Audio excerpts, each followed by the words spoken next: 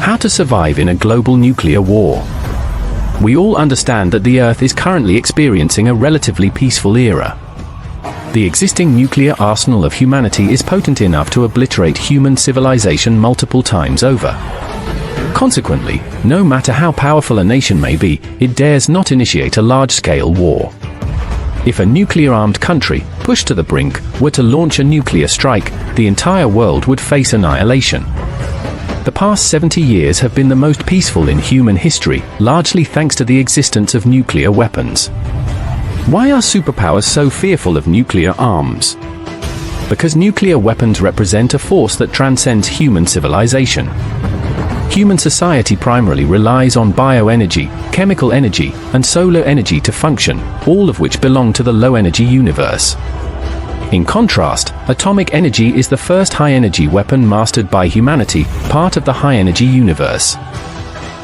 The devastation of human society by nuclear weapons is akin to the crushing of the low-energy universe by the high-energy universe. A grenade with 50 grams of TNT can destroy all life within a 10-meter radius. With 20,000 grenades, the explosive power reaches 1 ton of TNT. Although the atomic bomb Little Boy detonated in Hiroshima, Japan, was a primitive design, its explosive force was equivalent to 15,000 tons of TNT explosives, leveling the entire city. Note that the unit here is 10,000 tons, not tons. Converted, it is equivalent to approximately 300 million grenades. Yet Little Boy only contained 140 pounds of highly enriched uranium-235. The 15,000-ton TNT equivalent of this early atomic bomb was sufficient to raise Hiroshima. However, the most powerful nuclear weapon ever developed by humanity is the Soviet Union's Tsar hydrogen bomb, also known as Big Ivan, with an equivalent of 50 million tons of TNT. This is equivalent to over 3,000 Little Boys. The Tsar hydrogen bomb was originally designed with an equivalent of 100 million tons of TNT and a lethal radius of 1,000 kilometers. Due to its excessive destructive range, the Soviet Union could not find a safe location on Earth to test the explosion and thus reduced it to 50 million tons of TNT. After detonation, researchers discovered that the fireball radius of the Tsar hydrogen bomb reached 6.4 kilometers, with a strong lethal effect on targets 300 kilometers away. The electromagnetic pulse generated by the explosion caused radio paralysis within a 4,000-kilometer radius, and the Soviet military command system was left incommunicado for over an hour. You might not realize what a 300-kilometer range entails. If this hydrogen bomb were dropped at the border of Jiangsu and Anhui provinces, the entirety of Jiangsu and Anhui, as well as half of Zhejiang province, would essentially be reduced to ruins. Should this hydrogen bomb strike the center of Germany, most of the country's territory would be directly annihilated. As for smaller European nations, a single hydrogen bomb could even obliterate several countries at once. This is what is referred to as a bomb capable of destroying a nation. If you find yourself within the blast radius of a Tsar hydrogen bomb, there is no point in struggling, you will simply vaporize in less than a second, a painless process. However, in the case of a 15,000-ton TNT equivalent atomic bomb like Little Boy, survival is still possible with some effort. After Japan's surrender, US military experts conducted a detailed investigation of the bombing sites in Hiroshima and Nagasaki, reviewing the combat effectiveness of the atomic bombs. Little Boy was detonated directly above the Aioi Bridge in the most prosperous area of Hiroshima. The key parameters of Little Boy are as follows: fireball radius, 180 meters. Blast radius, 340 meters. Radiation radius, 1.2 kilometers. First shockwave radius, 1.91 kilometers. Individuals within this zone are certain to perish, though the manner of death varies. The immense shockwave ultimately flattened an area within a 10-kilometer radius, while the safe radius was 12 kilometers. A circle with a 10-kilometer radius is roughly equivalent to the combined area of Huachang, Hankou, and Hanyang. One bomb could destroy an entire city. If you are within 1.91 kilometers of the atomic bomb's hypocenter, there is no point in struggling. Death will follow the moment you react. Compared to those vaporized instantly within 340 meters of the hypocenter, you may simply leave behind some dismembered remains. If you are more than 1.91 kilometers away from the hypocenter, you can attempt to take evasive action. When you see the flash of the atomic bomb, do not turn around, as doing so could blind you. Immediately seek the nearest shelter and lie down, such as behind a tree or a railing. Then close your eyes, cover your ears, open your mouth, take a deep breath, and hold it to prevent the ultra-high air pressure from the shockwave from rupturing your lungs or eardrums. After the shockwave passes, find a hiding place immediately and avoid staying outdoors, as radioactive fallout will soon descend. Once radioactive dust enters your body, irreversible damage will occur. If you must leave a building, remember to bring a mask and raincoat, especially a mask. After a nuclear explosion, you must promptly locate a shelter, such as your community's underground garage. Land serves as your best protective shield. The structural integrity of a community's underground garage can withstand a hydrogen bomb blast from 1 kilometer away. You must remain in the underground garage for at least 6 hours, as your city is likely to face continuous nuclear strikes. Even if reduced to rubble, additional nuclear attacks may still occur, as the dead hand system has bound all nations to their nuclear arsenals. The destructive power of nuclear weapons is so immense that it can obliterate most nations in an instant. If a nuclear-armed country launches a deliberate surprise attack, it is entirely possible that the other nuclear power could be stripped of its national strength and most of its nuclear warheads in the first wave, losing its retaliatory capacity and being wiped off the map. Because they dared not initiate a nuclear war and feared being annihilated in the first strike, both the United States and the Soviet Union frantically expanded their nuclear arsenals. In the early 1960s, the United States already possessed 27,000 nuclear bombs, while the Soviet Union had only about 1/10 that number. Even US President Kennedy felt there were too many nuclear weapons, enough to destroy the Soviet Union dozens of times over. However, military reports indicated that if the Soviet Union struck first, only 200 of the 27,000 US nuclear warheads might survive the initial attack. And 200 nuclear warheads were insufficient to deter the Soviet Union.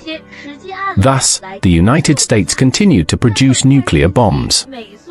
The Soviet Union, in turn, was even more apprehensive.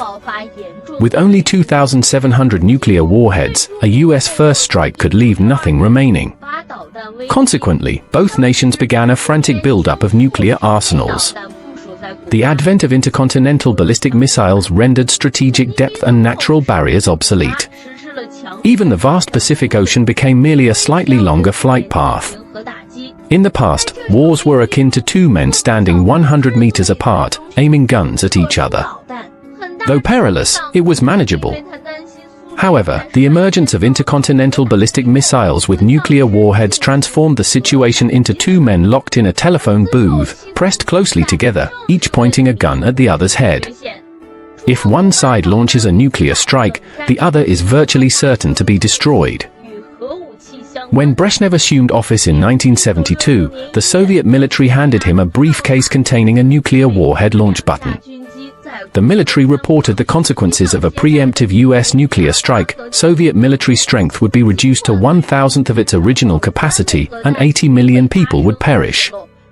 Upon hearing this, Brezhnev immediately fell ill. As the supreme commander of the Soviet Union, the General Secretary had a maximum of 20 minutes to make a decision. Once the early warning system sounded the alarm, press the button, and after the Soviet Union's destruction, obliterate the United States and all of humanity, becoming the one who sealed humanity's fate. Refrain from pressing the button, and watch the Soviet Union be completely annihilated, its people dying in vain, while the United States would dominate the world, enjoying global resources with impunity.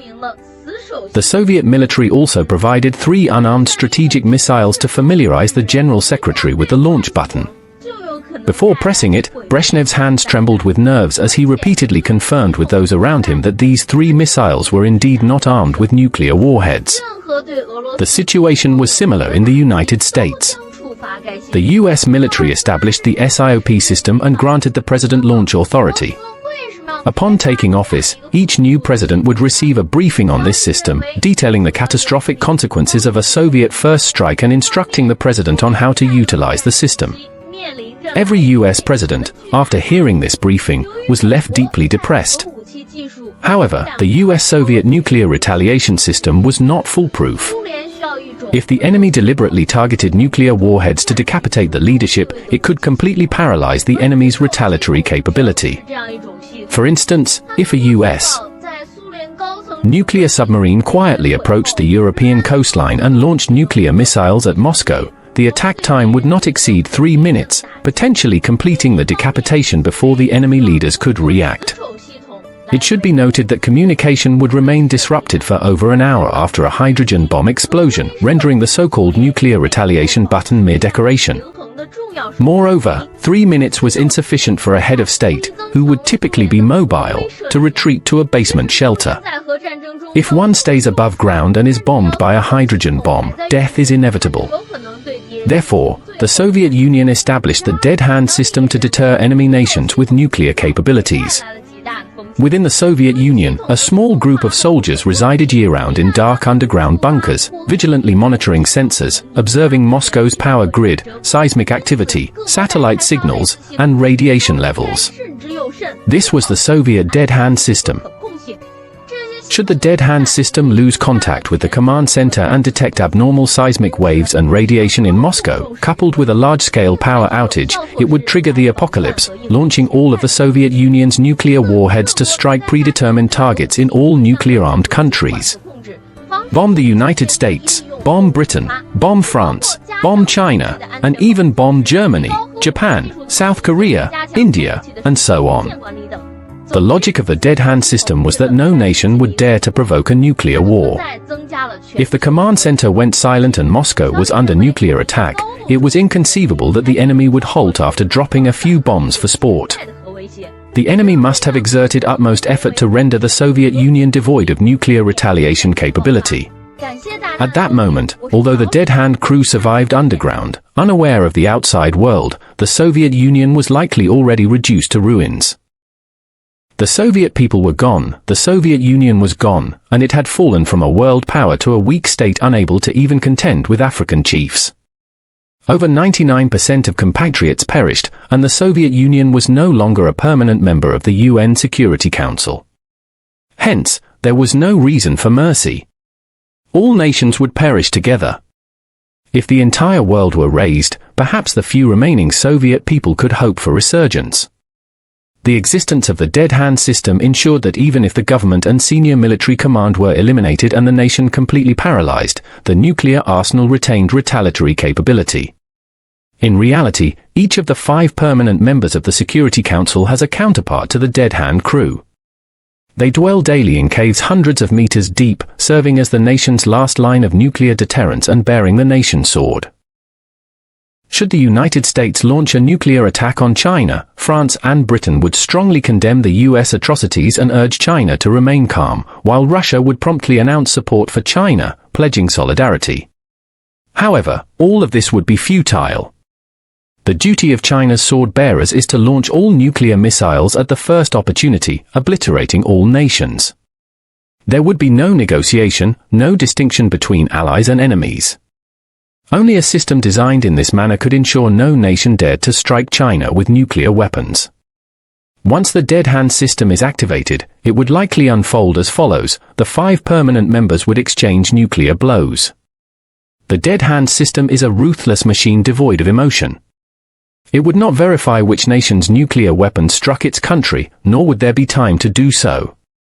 It is even impossible to determine which foreign cities remain intact and which have become ruins. Regardless, all of the nation's nuclear warheads would be launched at once, striking predetermined targets. If a country's leadership is decapitated and contact with the dead hand system is lost, the dead hand systems among the 5 permanent members would soon trigger a chain reaction. Cities with populations exceeding 1 million would be targeted by at least 1 nuclear warhead, and China's first-tier cities might face over 20 nuclear strikes from the United States and Russia. Bombing would continue even after cities were reduced to rubble, as when the United States and Russia designed the dead hand system, they could not estimate how much nuclear capacity would remain after a nuclear attack on their nation. Thus, they maintained a stockpile of nuclear warheads far exceeding demand. Therefore, one must remain in a basement for at least 6 hours to avoid repeated bombings. If multiple nuclear flashes or ground tremors are detected within a short period, it signals a global nuclear war. Whether a nation is nuclear-armed or not, survival is uncertain. Hiding in a basement becomes the sole option. However, human civilization would be destroyed. There is an 80% likelihood of regressing to the Stone Age and a 20% chance of descending directly into the Ice Age. Those who perish first may find relief, while the fortunate survivors might struggle through a nuclear winter. Whether to struggle or not is up to you. Such an apocalypse is truly terrifying. No nation would dare take such a risk, even with a 1 in 10,000 chance. Hence, the world remains under the shadow of nuclear deterrence. As an ordinary individual, I can only hope that a nuclear war never erupts. It is China's nuclear arsenal that ensures the non-occurrence of nuclear war. If nuclear weapons are used indiscriminately, humanity will be destroyed. Without nuclear weapons, we may be destroyed as well.